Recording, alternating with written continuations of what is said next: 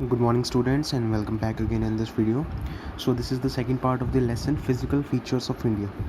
So in previous video we have done the normal basic introduction of the lesson and we have done the Himalayan mountains, Himadri, Himachal, Lesser Himalayas and Shivalik range. ये हमने कर लिया था. In today's video we'll start with the regional divisions of Himalaya. So पिछला हमारा जो था उसमें हमने ग्रेटर हिमालय, लेसर हिमालय और शिवालिक रेंज के बारे में पढ़ा था. इस वाले में हम जो है रीजनल डिवीज़न देखेंगे कि प्रदेश के आधार पे किस तरह से जो है हिमालयाज़ को आइडेंटिफाई किया गया है और उनके बारे में डिटेल बताई गई है. The Himalayas are also divided on the basis of regions from west to east. West से लेकर के like this from here to here east, west से ईस्ट तक जो है इसका क्या क्या डिवीज़न है, क्या क्या इनको नाम से जाना जाता है, किस तरह से इनका डिवीज़न हुआ, ये सब चीज़ें हम पढ़ेंगे इसमें. The demarcation is done by river valleys.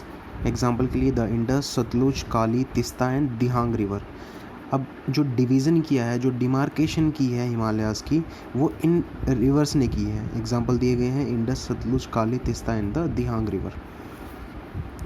अब फर्स्ट हमारा रीजन है Punjab, Kumaon and Assam Himalayas. In the west, the part of Himalayas lying between Indus and Satluj has been traditionally all known as Punjab Himalaya. अब Indus और Sutlej river के जो बीच वाला जो हिस्सा है, जो हिमालयन रेंज है, उनको पंजाब हिमालय कहा जाता है. But it is also known regionally as Kashmir and Himachal Himalaya. तो इसका और नाम दूसरा ये भी है कि इसको कश्मीर और हिमाचल हिमालय के नाम से जाना जाता है. वेस्ट टू ईस्ट रिस्पेक्टिवली, यानी कि वेस्ट से ईस्ट की तरफ बढ़ते हुए.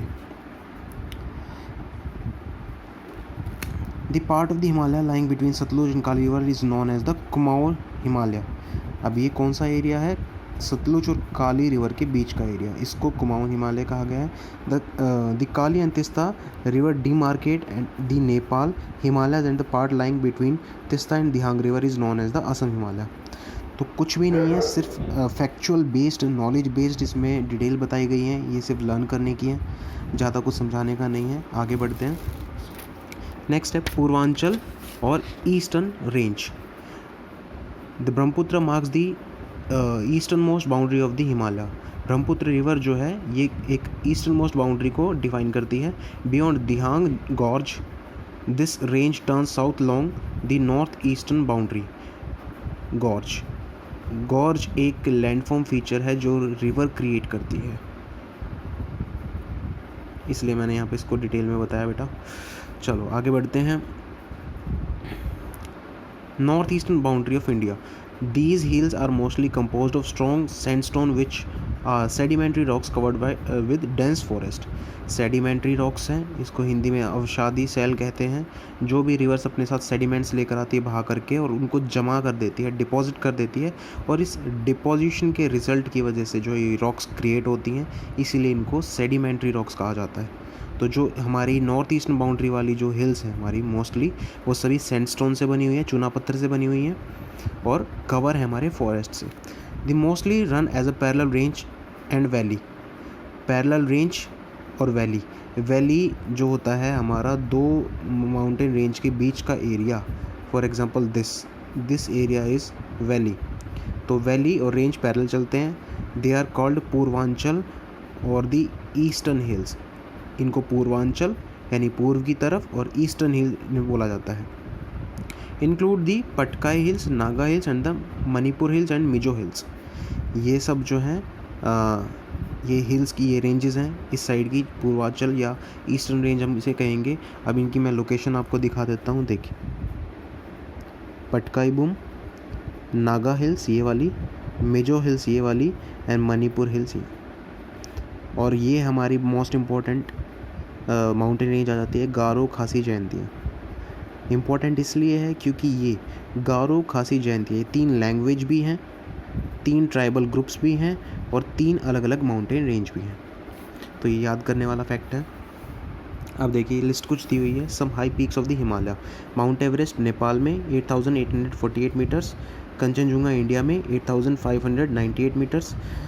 माउंट मैकालू नेपाल में 8481, इस तरह से। धौलागिरी फिर नेपाल में, नंगा पर्वत इंडिया में, नंदा देवी इंडिया में, उत्तराखंड में, अन्नपूर्णा नेपाल में, फिर है हमारा ये कामेत, नमचा बरुआ, गुरला, मंदाता। इसमें एक गॉडविन ऑस्टिन नहीं दिया गया है। K2 जिसे बोला जाता है वो भी one of the highest peak है।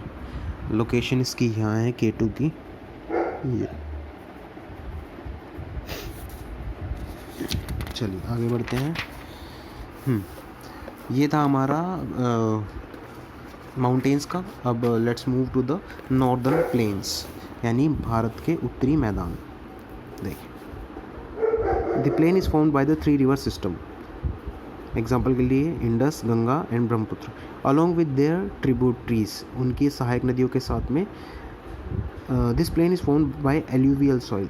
ये जो जितने भी मैदान हैं ये बने हुए हैं हमारी एल्यूवियल सॉइल से। एल्यूवियल सॉइल को हिंदी में कहते हैं, पता नहीं क्या कहते हैं, शायद ये, लेकिन इसकी क्वालिटी ये है कि ये काफ़ी फर्टाइल होती है। It's spread over an area of 7 lakh square kilometre. These plains are about 2400 kilometre long and between 240 and 320 kilometre broad. ये इनकी चौड़ाई है, 240 किलोमीटर से लेकर के 320 किलोमीटर तक। They are densely populated due to fertile soil. देखो मैंने ये बताया था, फर्टाइल सॉइल इसकी एक कैरेक्टरिस्टिक है। एडिक्वेट वाटर सप्लाई है, क्योंकि रिवर है, रिवर वाले एरिया हैं, रिवर ने ही इनको बनाया है। Favourable climate and terrain, climate भी फेवरेबल है एग्रीकल्चर के लिए। टेरेन भी इतना ज़्यादा अंडुलेटिंग नहीं है, या हम कहें कि प्लेन एरिया है तो माउंटेन भी नहीं है, इसलिए ये ज़्यादा सूटेबल है for the industry, for the inhabitation, या रहने के लिए, कल्टीवेशन के लिए, एग्रीकल्चर के लिए, इसलिए ये डेंसली पॉपुलेटेड है। The rivers originated from the northern mountains due to the gentle slope which result in the formation of riverine islands. अब ये रिवर्स जो है माउंटेन से निकलती हैं और जेंटल स्लोप होती है, इसके रिजल्ट की वजह से जो है एक आइलैंड्स यहाँ पे बन गए हैं। Majuli is the largest inhabited riverine island, यानी कि नदी से बनने वाला सबसे बड़ा आइलैंड यानी टापू माजुली द्वीप है in the world, and lies in the Brahmaputra river. Brahmaputra river में ये आइलैंड है, यानी कि ट्रिब्यूटरी के बीच में। सपोज़ ये हमारी रिवर है, रिवर ऐसे चलती हुई आ रही है बहुत बड़ी, इसके बीच में कोई मान लो एक इस तरह से डिपॉजिट की वजह से ये हमारा आइलैंड बन गया। तो इसी तरह का माजुली द्वीप जो है, माजुली आइलैंड जो है वो दुनिया का सबसे बड़ा आइलैंड है। The river split into number of channels in their lower courses due to deposition of silt. Silt ये वही है, अवसाद इसको बोलते हैं। सिल्ट नदी अपने साथ जो बहाकर लाती है, महीन कण होते हैं मिट्टी के उसमें सॉइल के, तो वो डिपॉजिट करती जाती है अपने साथ। जब पहाड़ों से चलती है तो वहाँ से इरोजन करते हुए चलती है नदी, काटते हुए चलती है मिट्टी को, और फिर वो प्लेन एरिया में जाके बिछा देती है, डिपॉजिट कर देती है। These channels are called distributaries. इनको डिस्ट्रीब्यूटरीज कहा जाता है। They are common feature of river deltas. ये रिवर डेल्टास के कॉमन फीचर्स हैं।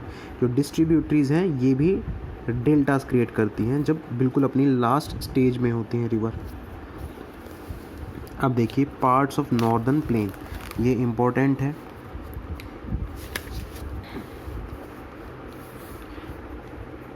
The 3 parts of northern plains are Punjab plain. It is in the western part of the plain. It has been formed by the Indus and its tributaries. Indus river, Sindhu नदी ने इसको बनाया और इसकी tributaries ने बनाया। The large part of the plain lies in the Pakistan. ज़्यादातर इसका हिस्सा पाकिस्तान में है। The Indus and the tributaries, अब ट्रिब्यूटरीज इसकी कौन कौन सी है? Jhelum, Ravi, Sutlej, Beas and Chenab. Originate in Himalayas, Himalaya में बनती हैं। The Punjab plain is also dominated by doabs, meaning 2 waters. Doab बोला जाता है 2 नदियों के बीच का क्षेत्र। जब नदी जो होती है 2 पार्ट्स में डिवाइड हो जाती है तो इस तरह से ये बीच का एरिया जो क्रिएट हो जाता है इसको दोआब कहा जाता है। सेकेंड है Ganga plain. It is middle part of the plain. It extends from the Ghaggar river in Haryana to the Teesta river in West Bengal through the states of Haryana, Delhi, Uttar Pradesh, Bihar, partly Jharkhand and West Bengal. Third one is Brahmaputra plain. It is the eastern part of the plain. It extends from Assam to Bangladesh. Assam से बांग्लादेश तक है ये वाला हिस्सा। अब देखिए regions of northern plain, ये भी इंपॉर्टेंट क्वेश्चन है, ये ज़्यादा इंपॉर्टेंट है बल्कि। देखिए along it's with along its width, the northern plain is divided into 4 regions according to variation in the relief feature, which are as follows. अब ये कौन कौन से हैं? 4. इसका है, पहला है हमारा Bhabar. After descending from the mountains, the river deposits pebbles in a narrow belt of about 8 to 16 kilometers. Narrow belt में जब स्टार्टिंग में जब रिवर निकलती है माउंटेन से, तो नैरो बेल्ट में होती है, ज़्यादा चौड़ाई नहीं होती है, 8 से 16 किलोमीटर तक होती है. स्लोप ऑफ द शिवालिक से it is known as the Bhabar belt. All the river disappear in the Bhabar belt. अब इस बेल्ट में आकर के जो है रिवर डिसअपियर हो जाती हैं, गायब हो जाती हैं, क्योंकि नैरो उसमें बेल्ट में वो कन्वर्ट हो जाती है. सेकेंड है Terai region, south of Bhabar belt. ये भाबर बेल्ट के साउथ में पड़ता है. The stream and rivers reemerge, दोबारा यहाँ से क्रिएट हो जाती हैं. A wet swampy marshy region known as Terai. अब ये एरिया कैसा है? वेट, गीला, स्वाम्पी, दलदली, मार्शी रीजन है, और इसी रीजन को तराई कहा जाता है. Earlier it was thickly forested with a lot of wildlife, but now most of the forest have been cleared for agricultural land to settle migrants from Pakistan after independence. Pakistan से independence के बाद जितने लोग आए, उनके रहने के लिए बहुत सारी ज़मीन को, तराई रीजन को जो है क्लियर किया गया, फॉरेस्ट कट कर दिए गए और वहाँ पे रहने के लिए जगह बना दी गई. देखिए नेक्स्ट है हमारा some forest still remain here. Dudhwa National Park is located in this region. तो क्वेश्चन अगर पूछ लिया जाए which National Park is located in the Terai region, तो answer will be Dudhwa National Park. Third is Bhangar. The largest part of the northern plain, consisting the older alluvium, is known as the Bhagar. It presented terrace-like features and contains calcareous deposits known as concords. Calcareous, calcium से बने हुए deposits होते हैं जिनको कंकर्ड्स भी कहा जाता है, और टेरेस लाइक फीचर्स होते हैं सीढ़ियों की तरह, और एलुवियम, एलुवियल सॉइल होती है, इसीलिए बोला जाता है. नेक्स्ट है हमारा Khadar. The lowest region is the flood plain known as the Khadar. Lowest region है, सबसे नीचा रीजन है फ्लड प्लेन, ऐसा जहाँ पर बाढ़ आती है usually. The soil here is renewed whenever there is a flood. जब भी वहाँ पे बाढ़ आती है, सॉइल उसकी जो है नई हो जाती है, रिन्यू हो जाती है. So the area is fertile and best for intensive agriculture, क्योंकि पानी भी अवेलेबल है, हर साल सॉइल न्यू हो जाती है, रिन्यू हो जाती है, नए डिपॉजिट्स आ जाते हैं, जिससे ही फ्लड आती है अपने साथ जितने भी मिनरल्स लेकर आ जाती है और वहाँ पे डिपॉजिट कर देती है. तो इसलिए सॉइल जो है वो फर्टाइल है, highly fertile soil, and it is best suited for the intensive agriculture. So ये हमारा हो गया है. आई थिंक आज की वीडियो में इतना ही.